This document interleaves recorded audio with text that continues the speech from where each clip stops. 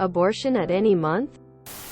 I'm in Canada and we haven't had any laws on abortion in decades. There is no cutoff age here. That doesn't mean you can abort at any stage. No doctor will do an abortion late term unless the baby and/or mom's life is in danger. Or baby won't survive anyway. The reason it's not legislated is because doctors won't perform later-term abortions unless they are necessary. It's a medical decision that should be made by the doctor and the patient. A third trimester abortion is basically a stillbirth. It's traumatic and usually done to save the mother's life. In an emergency, it's important to create as few barriers as possible to care. Legislating for late-term abortions hinders doctors' ability to provide care in a timely manner. Here's a little story. I had pretty much a medical abortion. My water broke at 19 weeks. Unfortunately, I lost way too much amniotic fluid to salvage my pregnancy. And at that point my baby would have been non-viable outside of the womb. With that being said, I had to take misoprostol and another drug to end my pregnancy. I did have to go through labor when it was time, and it was a very traumatic experience. To this day I am heartbroken about my little angel baby. I wish every day he was here. In some states, women who have gone through what I've gone through were told to go home and allow the pregnancy to end naturally. I was in pain the whole time from contractions. This is why it's important that governments stay out of a woman's medical decision. People hear late-term abortion, and it's if they visualize a woman 8 months pregnant asking a doctor to abort her pregnancy. It's not all black and white like that though. There's no provision to murder a child that could survive outside the womb. The reason that a woman would have to have an abortion up until 40 weeks would be that the child is dead or dying, and continuing the pregnancy would not result in a live birth, or it risks the mother's life. If you've had to be inside a delivery room of a woman forced to wait until term, as I have, to deliver her stillborn child, it's not something anyone should have to go through. You may hear sensational stories of babies being killed upon delivery, and they are patiently false propaganda. Generally speaking, if a woman is pregnant and makes it to 40 weeks, if she is aborting at that point, it isn't because she doesn't want a kid. Rather, it's very likely a medical reason, at which point it's between her and her doctor. If a fetus is ready to be born, full term or just short of there, then even if you're absolutely sure you don't want to raise that child, then a doctor is just going to deliver the baby, not abort it. When they do abort a fetus late into a pregnancy, it's because of profound complications or abnormalities that threaten the health of the mother and fetus, and regular delivery or C-section won't work anyway. It's just that anti-abortion advocates lie loudly and often about what's going on. It's good to have the law keep this explicit, because the idea of a compromise on this is fundamentally unworkable. You can't be half pregnant either. So let the law give the greatest flexibility to doctors and their patients, because otherwise you risk preventing people from getting the best care they need. The term abortion is too broad, allowing for people to misconstrue what it actually is. Any viable baby that would survive will be born.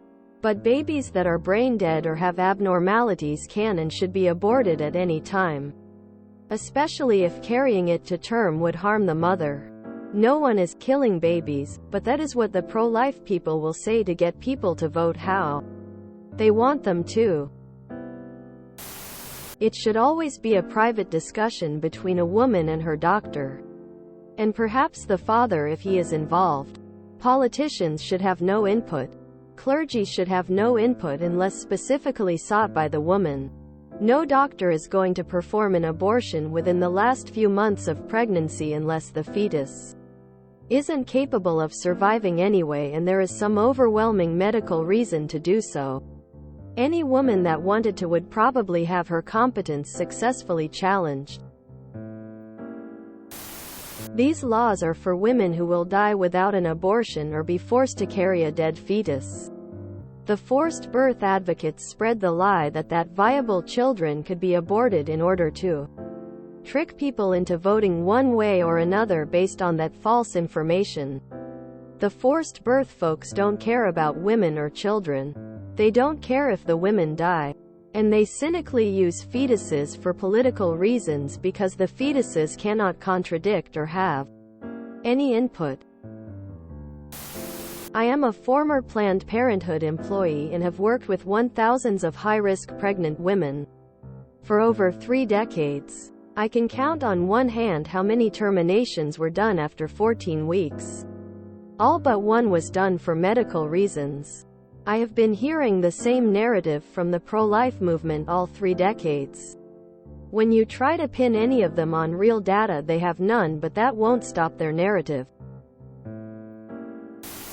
Abortion is a medical procedure, and the choice is wholly up to the woman in question and no one else. Sorting out any details of the procedure is between her and her doctor, and based purely on medical grounds. It's not anyone else's business, and no one has the right to make medical decisions for another person. The only opinion on the subject that matters is the woman in question. Fist off. Late-term abortion is not a thing. It's called induced labor. The only reason abortion comes into it is for medical coding. Why not just trust women and doctors to make the right decision? Why assume anyone wants an abortion or wants to wait until late term to get it? Everyone's interests seem generally aligned. No one wants to have an abortion. And if you want to have one, you want it as early as possible in your pregnancy. So then why get the government involved in this decision at all? If someone has an abortion at 6 months plus that baby was wanted.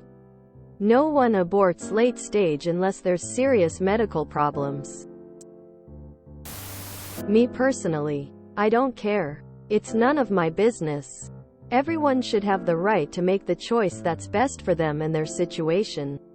And if their choice has absolutely no effect on my life, then it really doesn't matter to me.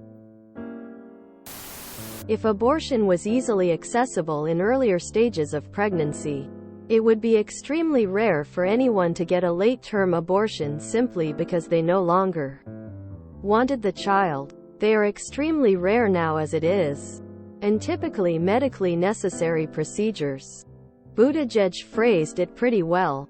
Why would any mother go through the first 8 months of pregnancy, likely naming the child and buying baby items at this point, just to turn around and abort it last minute? To be clear, when you're this far along, you still have to birth the fetus, either vaginally or through C-section. It doesn't get vacuumed out or just disappear. The only I could think of for someone terminating a healthy pregnancy at a late stage is the economic strain of raising a child. But placing it up for an adoption is still an option at this point.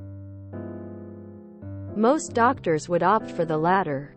But at the end of the day, as a pro-choice person, I do believe it is the fetus carrier's choice as to if and when they want to terminate a pregnancy. There should not be a time limit. You are taking agency away from the carrier when you place time limits on abortions.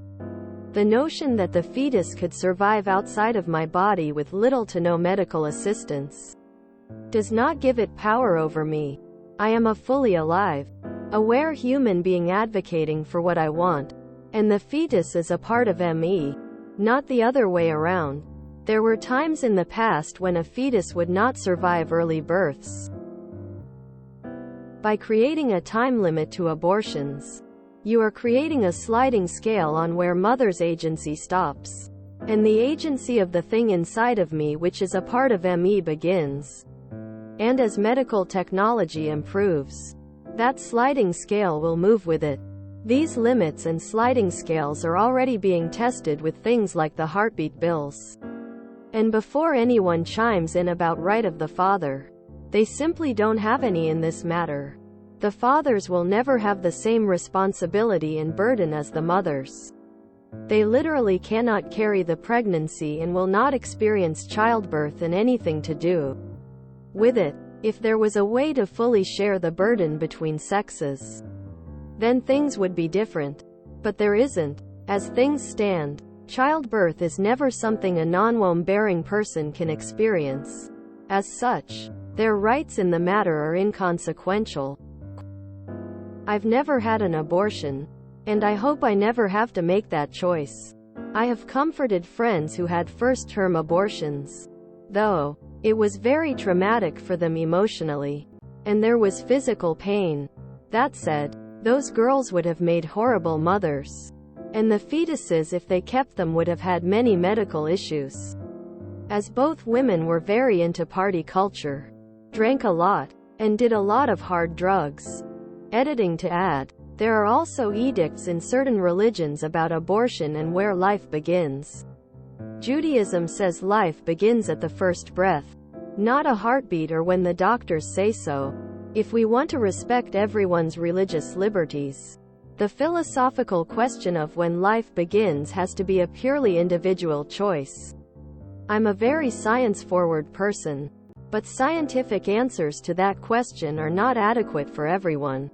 As such, I think that keeping a broad definition and zero time limits on abortion is the only answer. No one is aborting their 40-week-old baby because they just decided they don't want it anymore. Babies are terminated at this stage for medical reasons. It's the most heart-wrenching decision anyone would have to make. The parents have most likely spent months preparing the baby's nursery and wardrobe just to find out their baby isn't viable.